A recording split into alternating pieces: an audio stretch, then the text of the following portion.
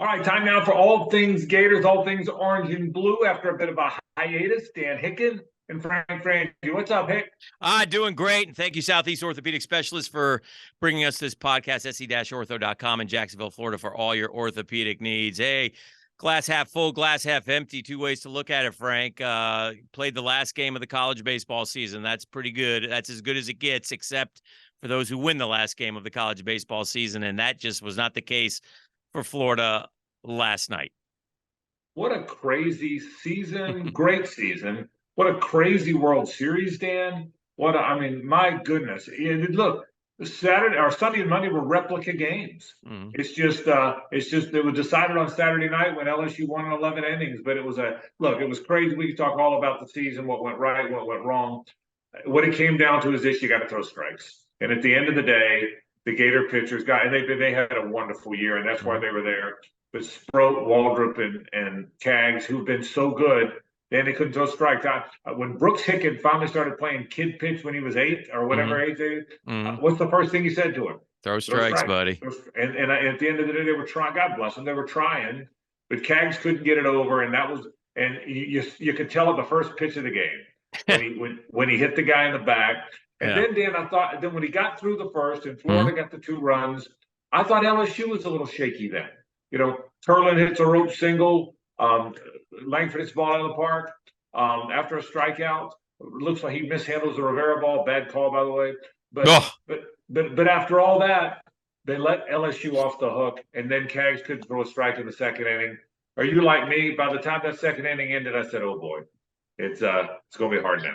Well, I was praying to stop the bleeding, and what I noticed was that Fisher didn't quite have it, the stuff that he had, and they were hitting him, and so I thought, boy, they're going to have to go deep early. And I knew it's 6-2. It wasn't over, but it was, you cannot allow any more runs.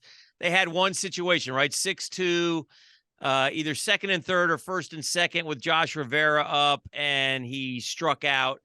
And I think that was about it for Florida and its chances. They had gotten through that top of the lineup again for another time. So it was going to be a couple innings till they got back there. I think in the end, LSU was just a little bit better, man. I think LSU was, and I'm not, because I talked a lot about throughout watching the Gators at the College World Series, I felt like this team, this 23 team, was better than the 17 team that won it all. I don't think they had quite the starting pitching, and the starting pitching did let them down. But, gosh, without Waldrop, they wouldn't even have been in Omaha. He was so terrific during the regional. So, nothing against those guys. They pitched their hearts out. Just didn't work out for them in the end. But the future is bright. I mean, it was a great month. We haven't talked. Natty's in golf, Natty's in men's track and field, second in women's track and field, second in baseball. It's been terrific. So, and we'll also mention recruiting as well. We'll get to that, but let's stay on baseball. Just a hell of a run. Most wins in school history, 108 years of baseball, most wins ever. So, and I'll tell you this. Here's the funny thing about baseball. The 17 team won it, Dan. The 17 team wasn't as good as the 16 team. Yeah. In fact, think about this. The 16 team had A.J. Puck in the big leagues. Dane Dunning in the big leagues. Logan Shore was the ace. Faedo, Singer, and Kowar didn't even pitch very much. They were young guys. That team had Pete Alonso. Maybe you've heard of him, Dan. that team had Buddy Reed. Team, the 16 team was better, but they didn't win it. The 17 team wasn't near. They were good. They had Indiana and some good players, but they went in there without nearly the fanfare the 16 team had. But Faedo and Singer and Kowar and Tyler Dyson threw strikes, and Michael Byrne came out of the bullpen and threw strikes. And again, I feel bad for these guys because they're not there without Sproat and Waldrop and Kaggs for sure. But you got to throw it over the plate. I don't. There's no doubt you had to start Kaggs. He was your Sunday starter. Oh yeah. There was no debate on what you do, but I almost and I would have started Kaggs. That's what you do. But I almost wonder in retrospect if when they on the Sunday game, the Florida won 24-4. What changed that game is when guys like Purnell and Ficarrata came in there that didn't throw real hard but threw strikes and had a little movement. It seemed like that was going to bother LSU more than a guy throwing 98 who was all over the place. Isn't that weird the way matchups work sometimes? It is. And like I said, Gracious Dan has now given LSU its credit Gracious Dan has now painted a nice picture for Florida baseball, but Pissy Dan is right behind him and was not happy with umpires who shouldn't be at Atlantic Beach T-ball. Right. Pissy Dan is mad at Dylan Cruz leaping up at the fence to make a catch when he could have easily caught it. And, again, Pissy Dan, who's living with the disappointment of watching his school come so close, but not quite get over the hump and win the Natty is lurking, Frank, lurking. I get it. You know what? I've always respected Pissy Dan because I get a little of that too. You got more of it. You're better at it than I am. Yeah. I got a little of that in there too. But look. By the way, Pissy Dan was really going good last night when we had a little discussion. But I got that out. I vented to you, so I was able to. Pissy Dan was able to use a lot of bad language and get through it. So you did. Yeah, I'm happy to be there for you. By the way, I was happy to be there for you.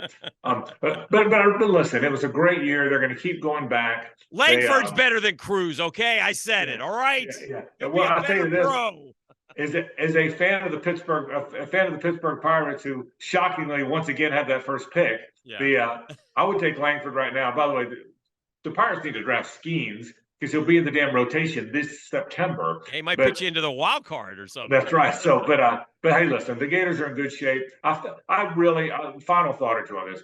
I really felt for those kids. You got the impression they had a bond, that it was a close team, that they represented the school the right way. They played hard. The moment got a little big at times for them. Sully said that, but heck, that was a championship game of the College World Series, and you got at those strikes, and I'm telling you, if they get through the first 2 or 3 innings, I think LSU's the nervous team. So, but credit to LSU, they won it, they deserved it. But I feel for this team because I like this team, not just because they're the Gators. You know what I mean, Dan? Not just because they're Gators. Yeah. I liked this group. I thought it was a good group, and they'll be back. There's no question about that. And by the way, and just so people know, as we do peek ahead, and the SEC is the dominant conference now in college baseball. I think even maybe more so than football. I mean, 5 of the last 6. Right. And it's schools like, I was saying this morning on the radio, if you had told Arkansas 3 years ago that the next 3 champs were going to come from the SEC West, Arkansas would be like, we're going to have a title. But no, you're not. It's Ole Miss, Mississippi State, and now LSU. But if you look ahead to next year for the Gators, one thing about Sully, he's figured out the portal. He's got a UCLA pitcher. He's got a Coastal Carolina catcher. He's got a Alabama kid who's also from Florida. The baseball in Florida, Frank, and you could talk about this. Tommy Tanks and Cruz are both from Florida, the Sunshine State. It's unbelievable. The kid coming in from Alabama with 25 home runs as a freshman is from the Tampa area. So there is so much to choose from here. It's the riches in baseball are just unbelievable. Yeah, in our other lives, you with Brooks and me with some of the charitable stuff I'm involved in, we're around that youth baseball a lot, that travel stuff, and it's amazing how many good players come from this state. It is truly amazing. And I think the key is get some of them. If you don't get them out of the gate, whether people like the portal or not, the reality is the ones you met, like the kid from Alabama, he's from Bloomingdale High School in Tampa. Okay, I don't think Florida wanted him. He goes to Alabama as a freshman, hits 25 home runs. Now Florida wants he's coming back. And so no, they'll be there. Listen, and we'll transition. We'll get to recruiting in basketball in a minute. But I'll say this: that athletic program, Florida is a microcosm of what they're doing. I know you talk about the T-shirts a lot, but there's no joke about the fact they won golf, they won outdoor track. They won swimming. They finished second in gymnastics. They just finished second in baseball. That people used to say the facilities were behind. Well, they're not anymore. The baseball facility is as good as any in the country. They've got the football standalone. They've got the basketball, both the practice facility and the arena, up to snuff. They got to redo the swamp at some point. But listen, that athletic program under Scott Strickland's in pretty good shape. I know all everybody cares about is football and basketball results, but it's in pretty good shape. And again, we'll transition now to your neck of the woods, football recruiting. Dan, I think that's in great shape. You tell me, you know more than I do, but it seems like every time you turn around, some 4 or 5 stars going to Florida. Well, they got one yesterday to help ease the pain of the baseball team, a wide receiver who's a 4-star, but they're getting quality kids in terms of the rankings. That's what's most impressive. And obviously they've jumped up into the top 5, but to have any chance at all, that's where they have to be. And Billy Napier, to his credit, has done, like I said, my whole thing with Billy Napier, again, has been over and over, is I love what he's done with the program. I just don't like the results yet. But Florida fan is going to have to be patient, and that is a tough pill to swallow for Florida football fan. They are going to lambaste Billy throughout this fall, I suspect, and hopefully I think they'll be better. I think they'll play better defense. I like the young defensive coordinator. He's got, by the way, Todd Grantham, come on, man. What's wrong with you? Stay off Twitter, bro. Have a couple pops and stay off Twitter. Yeah, I agree. But anyway, that's neither here nor there. But I like the program football, but we've got to toe the line here and stay patient. Yeah, 100%. And the challenge will be, if you look up and they're 4-5 in the fall, do people jump off the bandwagon? But before you get there, I will say this: the recruiting services have never been more accurate than they are. Okay, we used to have Rivals and Scout, and before that it was Parade and USA Today and Bally, and now we have 24/7 and On3 and whatnot. But they've never been more accurate than they are. So it's not an accident to win the national championship now and to be an elite team. You got to recruit the way Alabama and Georgia do. You have that's it. There's no more mystery. Nope. I don't care. The ball coach back in the day could beat you by running the curl flat and the post corner that you didn't know how to defend. That day's over. The offenses are all pretty good now. The defenses are all pretty good. There's coaching matter. I'm going to say it doesn't matter. He affected it a little bit by playing a little different. But for the most part, you have to have those 4th and 5. Maybe you always did, but you really do now. And for the first time in a long time, probably since Urban's last couple of years, for the first time in a long time, Florida's getting players that when they sign, they look like the players Alabama and Georgia is getting. They do. Florida, the players Florida has run out there, the defensive line, the linebackers at Florida, the receivers, they didn't come in looking like those Georgia and Alabama guys. Now, maybe they didn't get developed either, but they didn't get to campus looking like those Georgia and Alabama guys. Well, now they're getting guys, there a lot of them, this past year, the ones they're going to get in 24, that looked the part. The guys are saying no to Alabama and Georgia coming to Florida. Before, they were saying no to Louisville and Memphis coming to Florida. Amen. And I think that's happening now. You got to be patient. It won't be this year. It'll be slower next year. But if people sit back and say, give this guy his 4 or 5 years to build it, which I always think you should, I think Florida will return to the elite in college football, and I'm 100% convinced of that. Well, I'm not 100%, but I'm on board with giving this guy a shot and letting him see. And I understand, and I think I can muster up patience. But if you call me at halftime of the Utah game, I may be talking differently. Pissy Dan may be back. I know you will. Let's get to basketball for a second. Yeah. Same story for me there. The basketball program was not very good. I don't know how good these guys are going to be, but I'll give him credit. He missed out on some guys last year, and it was clear. Every guy in that portal, Florida was going to have they were going to be all over him. And we haven't seen these guys play. We read about them. The pulling guard, Clayton, the point guard from Iona, the 6'10" guy, Samuel, the guy from Yale, Jarvis. We haven't the 7'1" kid from Marshall. We haven't seen him play.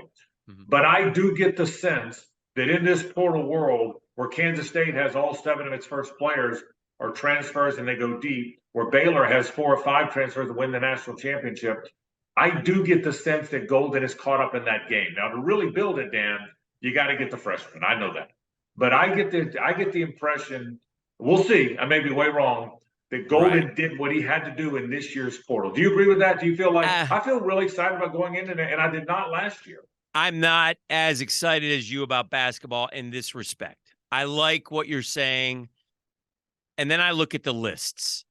And then I see that, like I looked at a list the other day, and the top 10 transfers to the SEC, Florida had one of them, and he was 7th, and he was the big man from Marshall. So, yeah, we got some guys.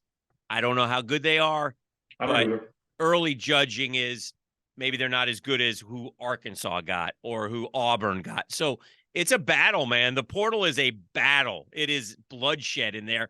I will say this. This is why I feel better about everything overall.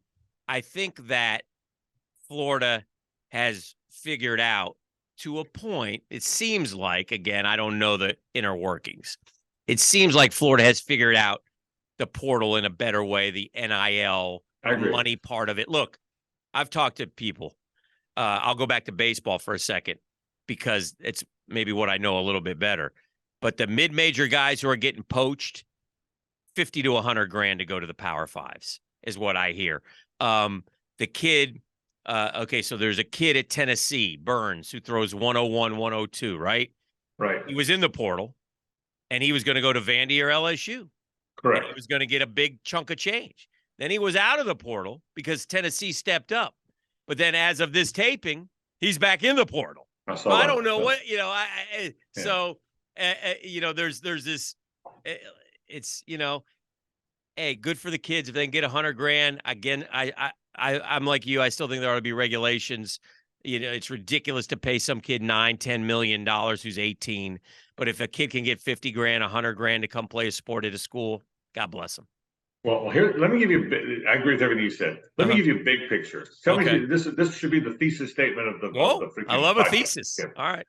But whatever the current world is, whether it was the 80s where everybody got paid under the table, okay, whether it was the 90s where the SEC moved to a passing offense and Spurrier was ahead of the game, so you won all the games, okay. Whether it was the 2000s when Billy Donovan had a better eye for players than anybody else, and he won 2 championships. Whatever it is, and here's what it is now. What it is now is facilities, whether you like it or not, facilities, portal, NIL, and develop a culture. Okay, Alabama and Georgia have great cultures. Now they do some stuff off the field. They better be careful, but they develop the players and they know how to win.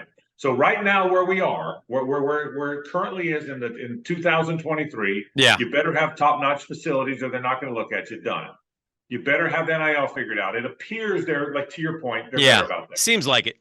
You better have coaches who know how to recruit, identify, develop, and it would appear right now, Napier, Golden, Sully, gymnastics, golf, track, it would appear Florida's in pretty good shape for all that. So I would say as you move into the 23-24 academic season, Florida seems as positioned as it can be to have all of that in place. We'll see what that means in winning, Dan. Would you agree with that? I think all that is in place as much as it's been in a long time. I do want to draw this one comparison and get your opinion as we wrap up, but I thought this was interesting. I was thinking about LSU, okay? And I always feel like LSU is kind of like the Gator program. I feel like LSU wins natties. Florida wins natties. LSU does well in a lot of sports. Florida does well in a lot of sports. But what I do like, and this isn't a criticism of Strickland, because I think he's had a resurgence, a renaissance. That things have gotten better for him because look, so much of it revolves around football. But I do like that AD over in Baton Rouge. I do like how he said, all right, he makes splashes, Frank. He made a splash with Brian Kelly. He made a splash with Kim Mulkey, the most well-known women's basketball coach. And what did she deliver? A natty. Jay Johnson was at Arizona, right? That's a pretty good damn program. Right. But it's guys who it's folks who feel like they've taken their program as high as they could take them, who are very good at what they do, but want to step into the lion's den and compete against the very best. I think Woodward has done a really good job of identifying those coaches. I'm not sure that's the way to do it, but it seems like it's working for LSU. Well, that's a great take. That's a great take. Yeah. Let me give you my response to that, because I hear you. What I've learned about ADs is ADs hire guys that are kind of like them. Yeah. Okay. When Jeremy Foley hired Urban and Billy and Sully, they're pissy. They're feisty. They got an edge to them. Yeah. What made Jeremy Foley so great and the coaches he hired so great is that fiery edge that they have there. Scott Woodward is a big, well-known AD. He's going to hire guys with big resumes and big names. Okay. Yeah. Danny White, the AD at Tennessee, who's very good, he's going to hire fiery up-and-comers like him. Right. So that's where Heupel comes from, and Vitello, the baseball coach. Right. They hire people like them. Okay. Scott's no different. He's going to hire people like him, culture builders, good people, hard-ass workers, builders, and that's what Billy is, and that's what I really believe that. That's what Golden is. So I think you hire guys like you. There's different That's ways fair. to get I like that. win those championships. Mm-hmm. And I like where Florida is. I really do. I mean that sincerely. Scott's a friend of mine. I'm biased a little bit, but I like where they are. I like where they're headed. You said the key thing though for football, because football is what people pay attention to. It's not going to be this year. And guess what? Next year, when you add 2 teams to the conference, when you play Miami, UCF, and FSU out of the conference, it's probably not next year either. No. I mean, if you want to be if you want this thing built, grin and bear it when they win 6 or 7 games this year. Grin and bear it when they get to 8 next year, in hopes that by 3 years from now, Billy's 4th year, they're a 10, 12 win team and then they're back. But that's if people don't look at it, and you said it at the top of the podcast, if people don't figure it out like that, then it's going to be a long one. The last thing you need to do is keep cycling. Right. You got your guys, let them go. That's what I think. Good stuff, Frank. Always great to catch up with you. Always good to talk the orange and blue. Okay, Hick. Take care, man. All right. That's All Things. What's the name of our podcast, All Frank? Things Gators, Dan. All Things Gators is what was. Thank you, Southeast Orthopedic Specialists, se-ortho.com. Hopefully we'll be back more throughout the summer here and get things going as we head towards football. See you, Frankie. Okay.